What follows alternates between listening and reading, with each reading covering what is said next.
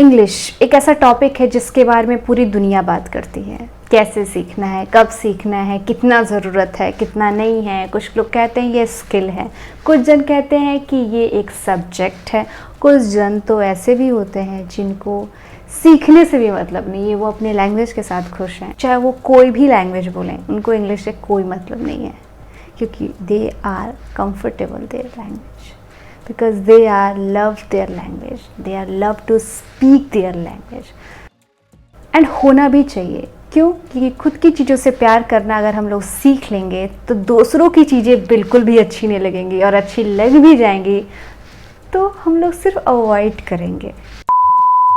Past 2 years मैंने एक video बनाई थी, इंग्लिश इम्पॉर्टेंट है या नहीं, फैशन डिज़ाइन स्टूडेंट्स के लिए या फैशन डिज़ाइन इंडस्ट्री में रहने के लिए, सर्वाइव करने के लिए। तो इसको थोड़ा 2023 में थोड़ा सा रिन्यूएट करने के लिए कुछ चीज़ें ऐड करना चाहती हूँ जो शायद आप लोग के लिए ज़रूर काम आएगा। मैं बताऊँगी कि इंग्लिश कहाँ ज़रूरी है, और इंग्लिश क्यों ज़रूरी है, और इंग्लिश कितना ज़रूरी है। ये 3 चीज़ अगर आप समझ जाओगे तो आप फैशन डिज़ाइन में आराम से सर्वाइव कर सकते हो, चाहे वो स्टूडेंट हो, चाहे एक फैशन डिज़ाइनर हो। बहुत से ऐसे जन होंगे जो आपको झूठ बोलेंगे। झूठ मतलब दिलासा देना, प्रिटेंड करना, नहीं इसकी ज़रूरत नहीं है, ऐसा कुछ नहीं होता है, ज़रूरत ही नहीं पड़ता है, आप बस ऐसे ही। लेकिन सच बताऊँ, ऐसा नहीं है, आपको ज़रूरत पड़ती है। अगर आप निफ्ट स्टूडेंट हो, NIT स्टूडेंट हो, बहुत अच्छे कॉलेज में जाना चाहते हो, अच्छे लेवल पे पढ़ना चाहते हो, और सच बताओ तो उन लोगों को पता है वैल्यू इस लैंग्वेज का। बड़े बड़े कॉलेज में एडमिशन लेना चाहते हैं, वो खुद जानते हैं कि ये लैंग्वेज ज़रूरी है, इंग्लिश ज़रूरी है, क्योंकि सरवाइव नहीं कर पाएंगे। वहाँ पे आपको एंट्रेंस एग्ज़ाम में भी, निफ्ट या NIT किसी भी अच्छे कॉलेज के एंट्रेंस एग्ज़ाम में भी आपको इंग्लिश की ज़रूरत पड़ती है।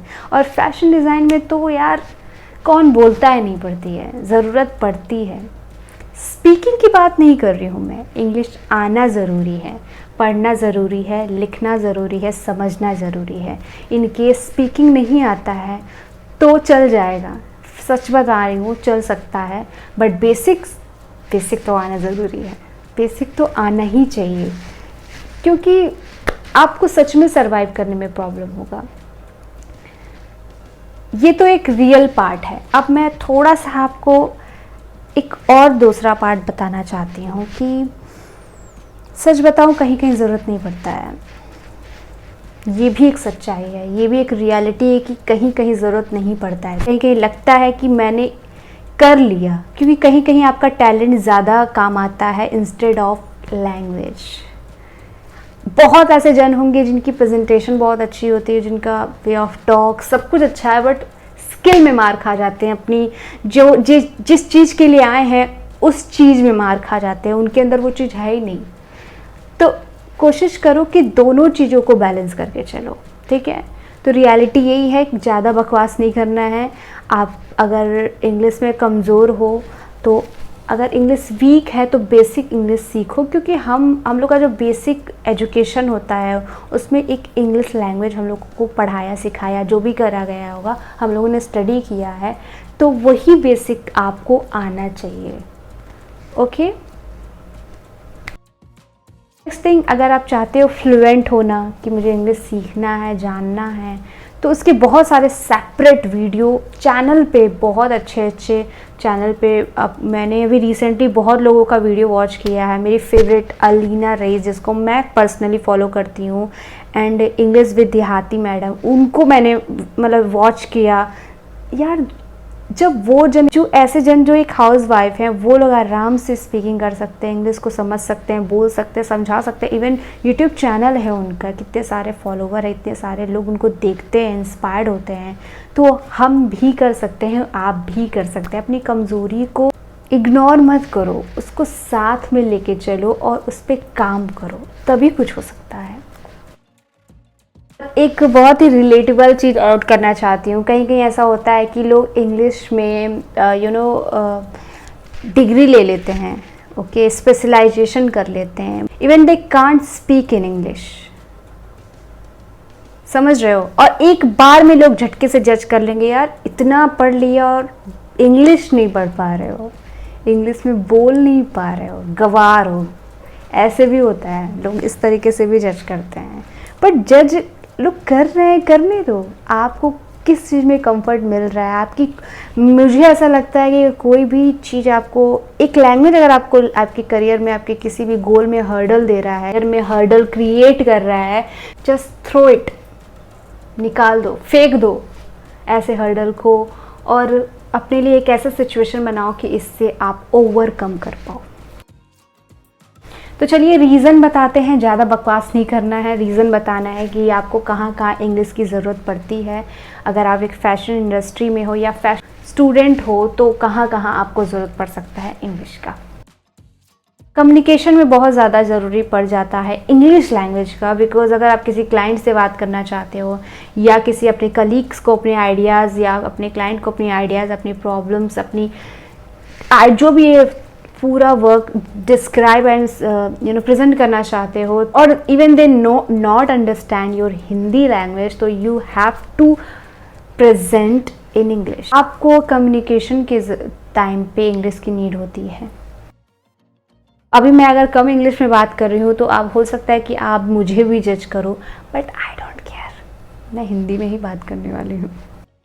एक्सेस टू रिसोर्सेज, अब ये सबसे बड़ा टॉपिक ये है कि अगर हम कोई रिसर्च करना चाहते हैं, कोई रिसोर्सेज चाहिए, सर्विसेज चाहिए, तो मोस्टली क्या होता है, चाहे वो मैगजीन हो, चाहे वो ब्लॉग हो, चाहे वो किसी भी टाइप का ब्लॉग, वेबसाइट, एवरीथिंग एक्सप्लोर करना है तो इंग्लिश में ही रहता है।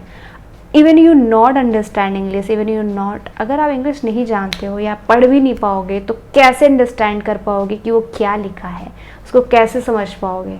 तो बेसिक्स पता रहेंगे तो आपको एक्सप्लोर करने में ईजी होगा, रिसोर्सेज एक्सेस करने में ईजी होगा, एंड रिसर्च करने में बहुत ज़्यादा ईजी होता है, क्योंकि वेबसाइट, ब्लॉग्स एंड मैगजीन, बहुत सारी ऐसी चीज़ें हैं जो अच्छे इन्फॉर्मेटिव, इवन बुक्स भी इंग्लिश में ही होते हैं, तो उनको भी पढ़ना है, समझना पड़ेगा, तो इंग्लिश की ज़रूरत वहाँ पड़ती है।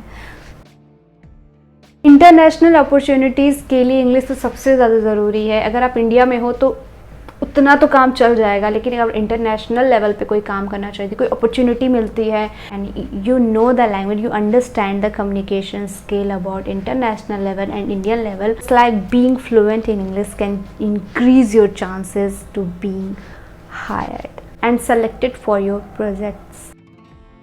Overall, English language skill not be an absolute necessary for fashion designing, but these are the reason की ज़रूरत पड़ेगा, ज़रूरत है। डिज़ाइनिंग में बहुत सारे ऐसे ऑप्शन हैं जहाँ को इंग्लिश की ज़रूरत नहीं पड़ती है, लाइक कि स्टिचिंग हुआ, लाइक कटिंग हुआ, लाइक एम्ब्रॉयडरी हुआ, या फिर सिर्फ जो डिज़ाइनिंग का पार्ट होता है। अगर आप इलस्ट्रेटर हो तो वहाँ भी आपको ज़रूरत नहीं पड़ता है, अगर आप पैटर्न मेकर हो तो वहाँ भी आपको ज़रूरत नहीं पड़ता है, even you are a fashion blogger, वहाँ भी ज़रूरत नहीं पड़ेगा। यही कहने का मतलब है कि जहाँ कहीं कहीं ऐसी चीज़ें जहाँ मैं आपको मेंशन भी कर दूँगी वहाँ इंग्लिश की ज़रूरत नहीं है, वहाँ पे सिर्फ आपके स्किल की ज़रूरत पड़ती है। डिज़ाइन स्टूडेंट होते हैं, उनको कहाँ कहाँ प्रॉब्लम फेस करना पड़ सकता है while studying in fashion designing. जो सबसे पहला है अंडरस्टैंडिंग कोर्स मटेरियल। कोर्स को समझने के लिए जो आपका सिलेबस है उसको समझने में प्रॉब्लम आ सकता है अगर even you not understand English, क्योंकि सब कुछ इंग्लिश में होता है। अगर आप अच्छे कॉलेज से करते हो तो भी, एवरेज से करते हो आई डोंट नो, बट आपको बेसिक आएगा तो आपको इन सब चीज़ों का प्रॉब्लम फेस करने में प्रॉब्लम नहीं होगा। So next is communication with classmates and educators and instructor, जो भी कह सकते हैं, क्योंकि समझना ज़रूरी है। बाकी क्लासमेट समझ रहे हैं, आप नहीं समझ पा रहे हो तो प्रॉब्लम वहाँ होगा और आपको मे बी लो फील होगा, आपको अनकंफर्टेबल भी लग सकता है और अंडर कॉन्फिडेंस भी फील कर सकते हो। तो ये बहुत बड़ा मेजर इशू है, तो इस पर थोड़ा सा काम करो। अगर आप चाहते हैं इनरोल करना है फैशन डिज़ाइन में तो थोड़ा सा इंग्लिश को आप बेसिक्स को स्ट्रॉन्ग कर लो, तो आपको सर्वाइव करने में बिल्कुल भी प्रॉब्लम नहीं हो रही है, होगी, आई स्वेयर, मैं बता रही हूँ।